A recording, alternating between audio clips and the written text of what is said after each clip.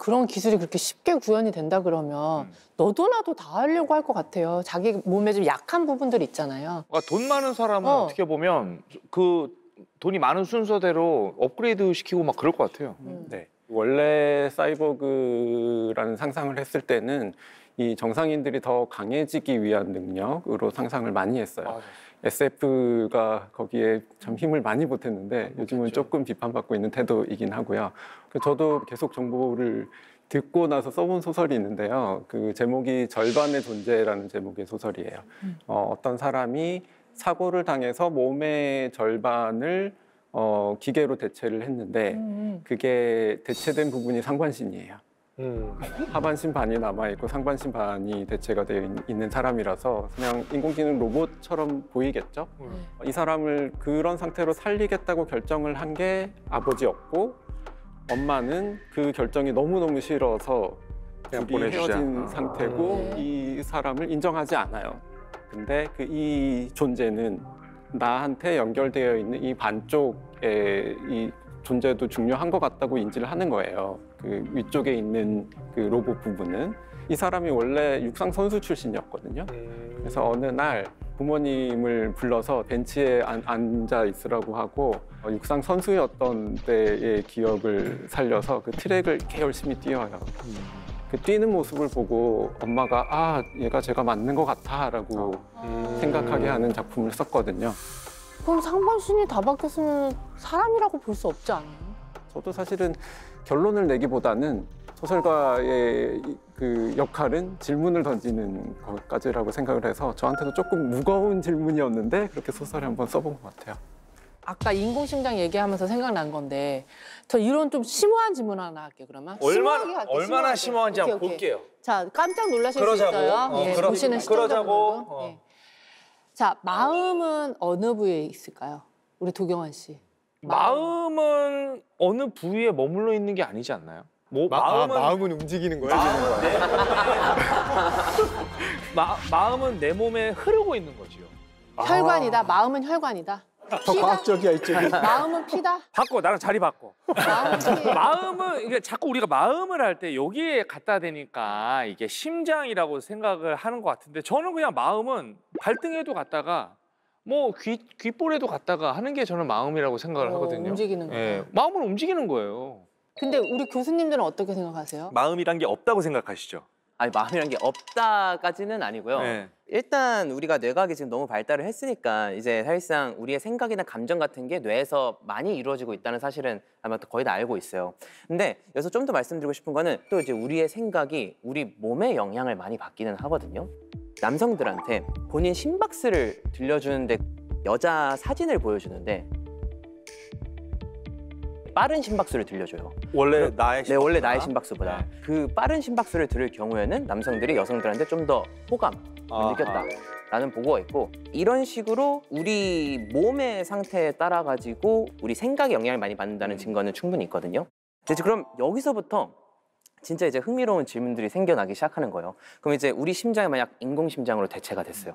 그럼 이 심장은 내가 어떤 스트레스를 받든지 아닌지에 따라서 그거에 딱히 반응하지 않고 계속 얘는 평범하게 많이 움직인다면 우리 감정이 정말 그렇게 오락가락 바뀔까?에 대한 질문을 좀 하게 된 거죠. 그래서 예를 들어가지고 우리가 어떤 그 소개팅을 하러 나갈 때도 딱 프로필 사진 보고 심장이 뛴 다음에 아, 이 사람 만나고 싶어를 해야 되는데 심장이 안 뛰면 정보만 읽어야죠. 나랑 나이가 맞고 가치관 맞고 종교 맞고 오케이. 뭐 이런 게 될 수도 있는 사례가 올 수도 있는 그런 문제도 거죠. 생길 수 있겠네요. 와, 그런 것도 생각해볼 문제네.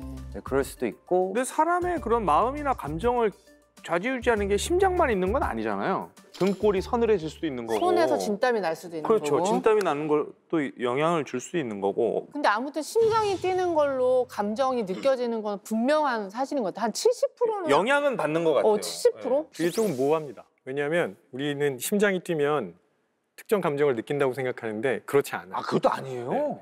심장이 뛰는 반응과 관련된 감정이 되게 많아요. 심장이 뛴다는 것만으로 어떤 감정인지는 알 수 없어요. 그래. 그러니까 아내를 봤을 때 심장이 뛰면 나는 설렌다라고 생각했는데 이게 무서운 걸 수도 있겠더라고. 정확합니다. 네, 정확합니다. 그죠? 네, 실제로 그러니까 맞아요. 심장의 반응은 하나의 현상이지. 맞아요. 네. 그게 뭘 가리키는지는 다르더라고요. 네네네. 그래서 우리가 이걸 해석하는 게 중요한 거예요. 좀 전에 말씀하신 그 실험은 내가 지금 심장이 뛰는 게 사실 굉장히 매력적인 여성을 보고 있으니까 뛰는 거야라고 우리 뇌에서 해석을 해주는 거예요. 근데 해석을 내가 지금 심장이 뛰는 게 무서워서 뛰는 거야 하면 매력도가 증가하는 게 아니라 두려움이 증가하게 됩니다. 지금 얘기를 이제 종합해 보면 사실 한 발짝 더 나갈 수가 있는데 네. 신경과학자 안토니오 다마지오의 이론이 있어요. 뇌나 심장 말고도 다른 여러 기관들이 굉장히 중요한 역할을 할 수 있다는 거예요. 장도 그렇고 위도 그렇고요. 장이나 위도 마음에 관련이 있다. 그렇죠. 그러니까 이제 뇌에는 수많은 신호들이 들어오는데 사실 뇌 입장에서는 밖에 뭐가 있는지 뭐 어떤지 알 방법이 없잖아요. 내 이 머릿속에 갇혀 있으니까. 그렇죠, 그렇죠. 그러니까 여기로 들어오는 신호는 외부에서 오는 신호들이 있고 네. 그러니까 감각기관을 통해서 또 하나는 내부에서의 신호가 있어요. 네. 그중에 중요한 신호는 바로 이 내장기관이라는 거죠. 왜냐하면 진화의 과정에서 뇌의 역사를 보면 한 5억 년 전쯤에 해파리 같은 종류에서 최초로 신경계가 나왔다고 알려져 있거든요. 근데 그 당시에 나왔던 가장 중요한 뇌는 일종의 신경계는 바로 소화를 시키는 거예요. 먹고 자는 게 제일 중요하잖아요. 그렇죠. 소화기관을 움직이는 게 중요한 기관이어서 아마 거기서부터 이 신경계가 시작되고 그게 뭉치고 뭉쳐서 다른 데 뭉쳐서 뇌가 되지 않았을까.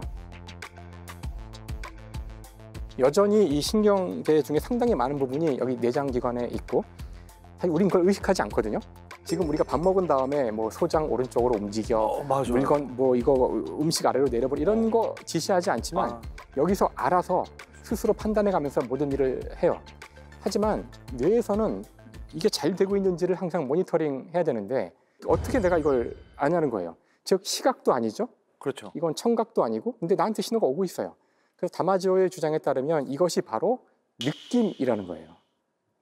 뭔가 느낌이 안 좋아. 오늘은 왠지 기분이 안 좋아. 그러면 이거는 외부에서 온 신호는 아니거든요. 이게 뭘까? 그러면 사실은 그 신호는 주로 내장기관에서 오늘 소화가 안 됐어. 너 오늘 아침 화장실 안 갔지. 이런 거를 기분 또는 느낌의 형태로 전달한다는 거예요. 그래서 다마지오는 뇌를 제외한 나머지 부분을 다 교체한다면 그건 내가 아닐 거라고 얘기해요. 그렇죠. 내가 아닐 거라고 이 사람은 주장하는데요. 이런 이론도 있을 정도입니다. 제가 기억하기로는 그게 신체 표지 가설인데 네, 맞아요. 아 그런 론들을 다 어떻게 기억을 하세요? 온갖 이론을 다 깨고 계시네요. 그러니까 이론만 따로 공부하시는 만드신 거 아니죠? 아니 김태론 교수님이에요. 조금 더 설명을 드리자면 이 신호가 뭔지 몰라요. 뇌는 어차피 전기 신호가 오는 거기 때문에 그럼 우린 이걸 외부의 사건이랑 연결해서 해석해야 됩니다. 위장에서 불편한 신호를 보냈다고 해볼게요. 이게 어제 술을 마셔서 불편한 건지 아니면 음식을 너무 많이 먹어서 불편한 건지 그 신호만 가지고는 알 수 없어요. 그렇죠. 그러면 우리가 경험한 거랑 이걸 연결하게 됩니다. 네. 그 인간 뇌로 계속 해석하는 거예요. 여기 들어오는 신호와 뇌가 계속 상호작용하면서 우리의 마음이라는 걸 만들어내는 거죠. 그래서 이게 하나가 없으면 과연 마음을 설명할 수 있느냐라는 얘기가 됩니다. 그래서 오해가 생길 수도 있어요. 그러니까 속이 안 좋은 건데 내 앞에 있는 사람이 나를 기분 나쁘게 한다고 생각할 수도 있어요.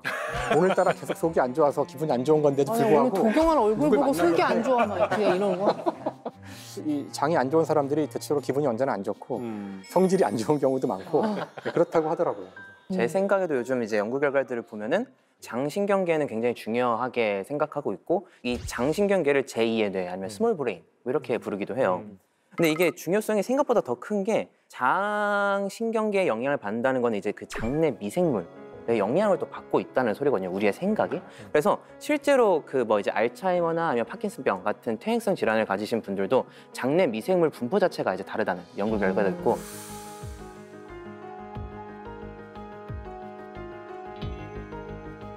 또 심지어 더 나아가지고 또 최근에 봤던 것 중에 재밌는 연구는 인맥이 넓은 사람일수록 장내 미생물 분포가 다양했다는 연구 결과도 있었어요. 어머. 그러니까 미생물을 만난 거야, 사람? 모르겠어요.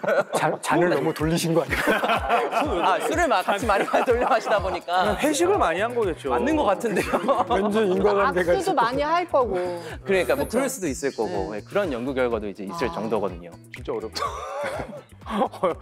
복병인데 의외의 복병?